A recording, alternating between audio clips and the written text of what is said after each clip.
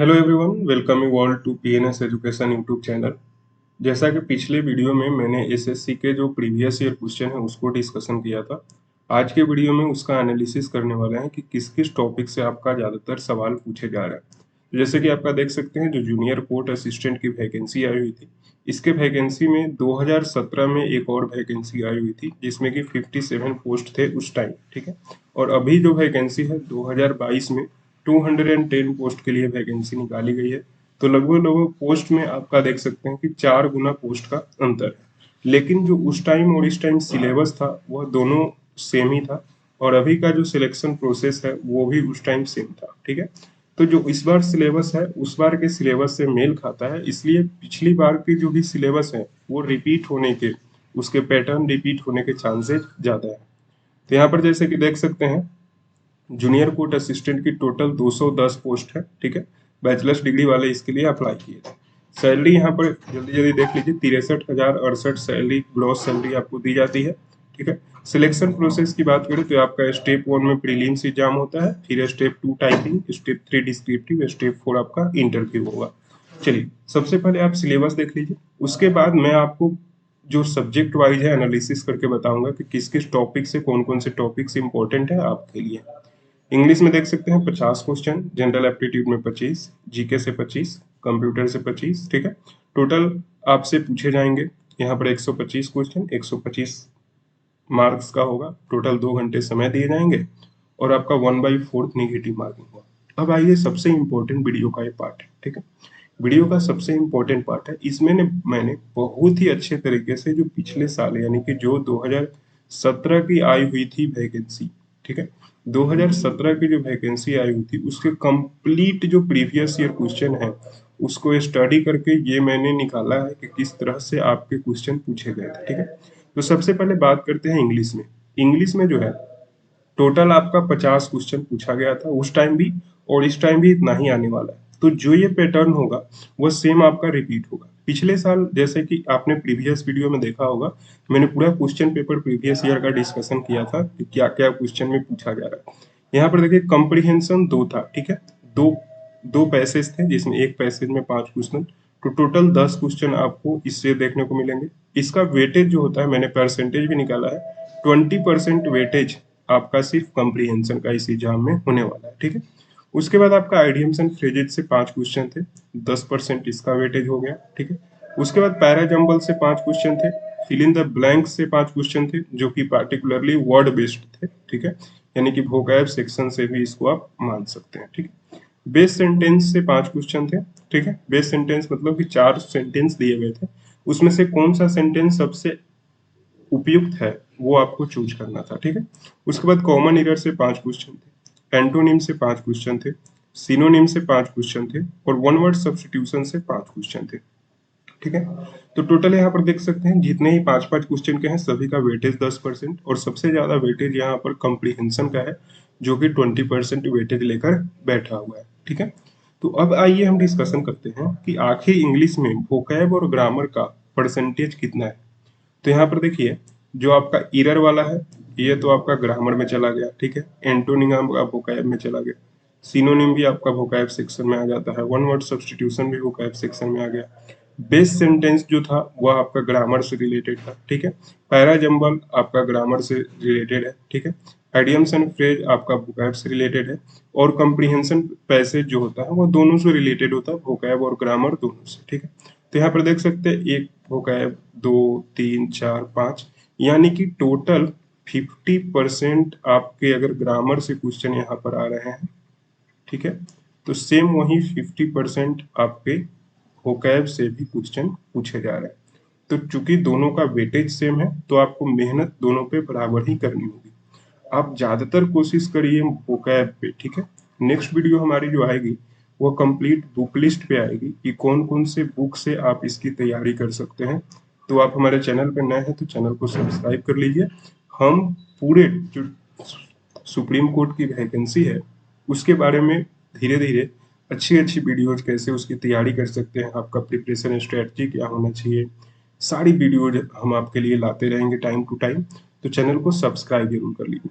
आशा करता हूँ आप लोग इंग्लिश वाले सेक्शन को इतनी गहन डिटेल के बाद आप लोग अच्छे से समझ गए होंगे कि आपको अपनी तैयारी कैसे करनी है और किस दिशा में करनी है। आइए आगे बढ़ते हैं। जो जनरल अवेयरनेस का टॉपिक था वहां पे, यहाँ पर देखिए, जनरल अवेयरनेस में 4 क्वेश्चन पॉलिटी से थे, इसका वेटेज होता है 16%। जियोग्राफी से 3 क्वेश्चन थे, वेटेज होता है 12%। साइंस से 3 क्वेश्चन, हिस्ट्री से 4 क्वेश्चन, उसके बाद इंपॉर्टेंट डेट से 1 क्वेश्चन थे, फेमस प्लेसेस से 1 क्वेश्चन थे, सॉरी, इकोनॉमिक फाइनेंस से 1 क्वेश्चन थे, और टोटल 7 क्वेश्चन आपके करंट अफेयर्स से थे। तो आप यहाँ पर देखिए, जो सबसे इम्पोर्टेंट आपका एग्जाम के लिए बनता है वह बनता है करंट अफेयर्स, क्योंकि यहाँ पे इसका वेटेज जो है वह 28% है। उसके बाद यहाँ पर देखिए, टोटल 16% आपका पूछा जा रहा है पॉलिटी से, ठीक है, पॉलिटी से, और सेम 16% आपका पूछा जा रहा है हिस्ट्री से, ठीक है, और 12% जियोग्राफी से, ठीक है। तो यहाँ पर ये देखिए, जो जीएस वाला सोशल स्टडीज वाला सेक्शन है, जैसे कि हिस्ट्री, जियोग्राफी एंड पॉलिटी, ठीक, ये तीनों मिलकर आपको अच्छे खासे दे रहे हैं, ठीक है। हिस्ट्री, जियोग्राफी और पॉलिटी तीनों का अगर आप वेटेज देखेंगे तो 16% इसका, 16, 16, 32 और ये 12, ठीक है। तो टोटल 44% क्वेश्चन जो हैं आपके ये तीनों टॉपिक से पूछे जा रहे हैं, हिस्ट्री, जियोग्राफी और पॉलिटी से, और 28% क्वेश्चन आपके वीवीआई से, ठीक है। तो अगर हम 44 में 28 जोड़ ले, ठीक है, तो हमारा टोटल हो जाता है 8, 4, 12, 72%, ठीक है। 72% क्वेश्चन आपके केवल 4 टॉपिक से पूछे जाएंगे, हिस्ट्री, जियोग्राफी, पॉलिटी और करंट अफेयर्स। तो आप ये सोचो कि अगर आप ये 4 सब्जेक्ट अच्छे से कर लेते हो, ठीक है, ये 4 सब्जेक्ट अगर आप अच्छे से कर लेते हो तो आपका 72% पोर्शन कंप्लीट हो जाता है, ठीक है। और साथ में देखो, अगर आप करंट अफेयर्स करोगे तो आपका ये वाला 4% जो इम्पोर्टेंट एज है ये हो जाएगा, ठीक है। और साथ में उसके बाद जो बचेगा आपका, एक बच जाएगा आपका साइंस वाला सेक्शन, ठीक है। उसके बाद ये फेमस प्लेसेस, थोड़े स्टैटिक जीके के पोर्शन है, ठीक है। तो इसके अलावा आपको जो करने हैं वह करने हैं स्टैटिक जीके वाला पोर्शन, जिसमें इंपॉर्टेंट डेज वगैरह हर चीज कवर हो जाएगा, और साथ में आपको साइंस वाले पोर्शन भी कंप्लीट कर लेने हैं, ठीक है। यहाँ पर देखिए, मेन आपको इंपॉर्टेंट बताता हूँ। हिस्ट्री में जो क्वेश्चन है वह एक क्वेश्चन था बाबर से रिलेटेड, ठीक है, पानीपत के युद्ध से रिलेटेड, ठीक है।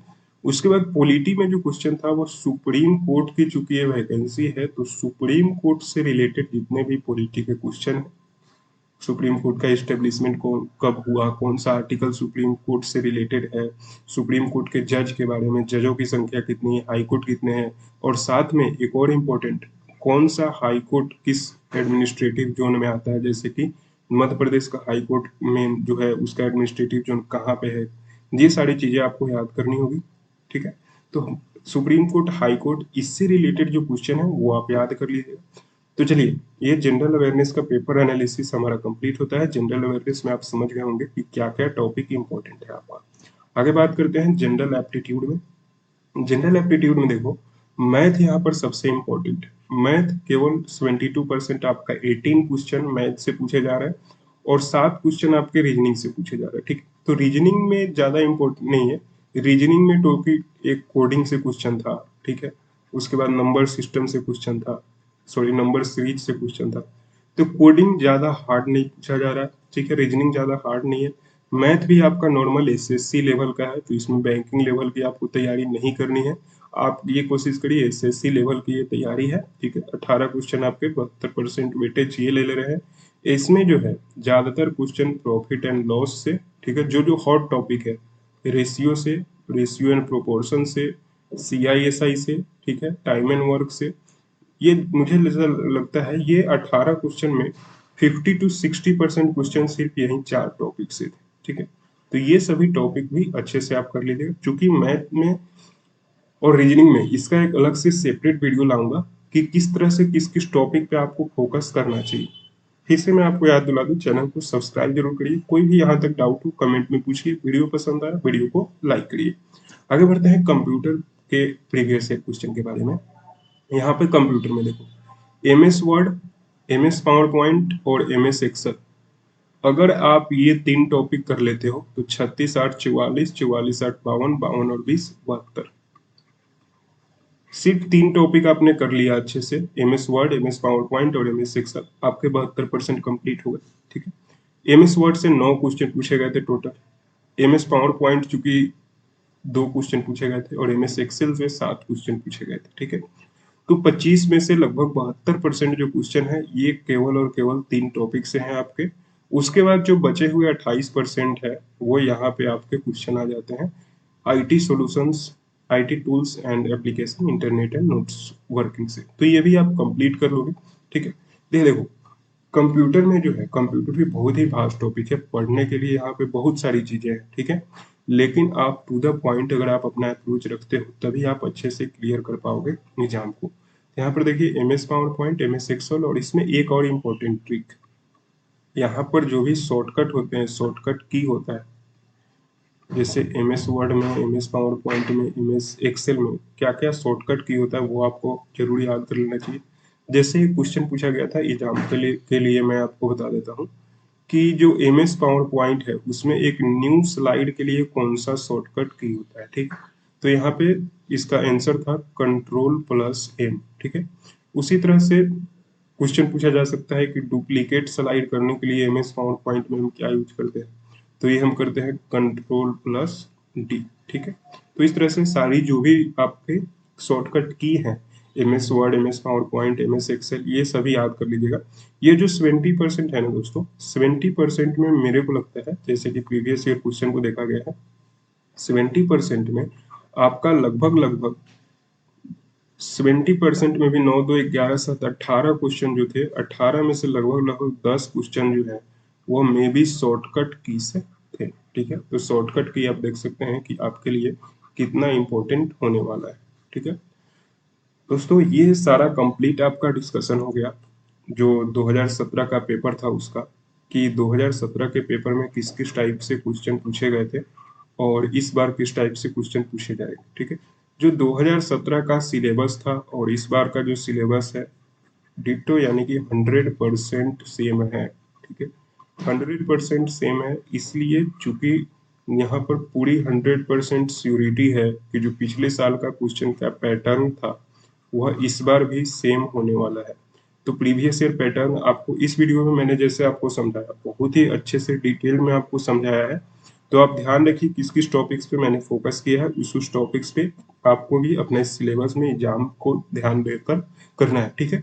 आप कोशिश करिए कि जो भी स्क्रीनशॉट पीछे थे, जैसे कि यहाँ से जो स्क्रीनशॉट है इंग्लिश से, यहाँ पर देखिए कितने अच्छे से मैंने वेटेज बताया है, नंबर ऑफ क्वेश्चन बताया है, ठीक है। उसके बाद जेंडर अवेयरनेस है, ये सारे का आप स्क्रीनशॉट लेकर रख लीजिए ताकि आपको जब आप तैयारी करेंगे तो आपको अच्छे से आइडिया रहेगा किस किस टॉपिक से हमें ज़्यादा फोकस करने की ज़रूरत है। अगर आप कमेंट सेक्शन में मुझे बताते हैं किसी भी टॉपिक से अगर आपको डाउट हो तो उसके बारे में हम और डिस्कशन करेंगे। जैसे कि यहाँ पर मुझे ज़रूरत लग रही है मैथ में, मैथ और रीजनिंग का जो सेक्शन है इसको भी अब टॉपिक वाइज मैं तोड़ूंगा अगले वीडियो में कि किस किस टॉपिक पे ज़्यादा कोशिश करने की आपको ज़रूरत है। दोस्तों आशा करता हूँ आपको ये एनालिसिस बहुत ही अच्छा लगा होगा, बहुत ही अच्छे से मैंने डिटेल से आपको बताया है। अगर ये वीडियो पसंद आया तो वीडियो को लाइक जरूर करिए, चैनल को सब्सक्राइब जरूर करिए ऐसे ही इंफॉर्मेटिव कंटेंट के लिए। साथ ही आप हमारे टेलीग्राम चैनल से जुड़ जाइए किसी भी नए अपडेट के लिए। धन्यवाद दोस्तों, मिलते हैं आपसे नेक्स्ट वीडियो में।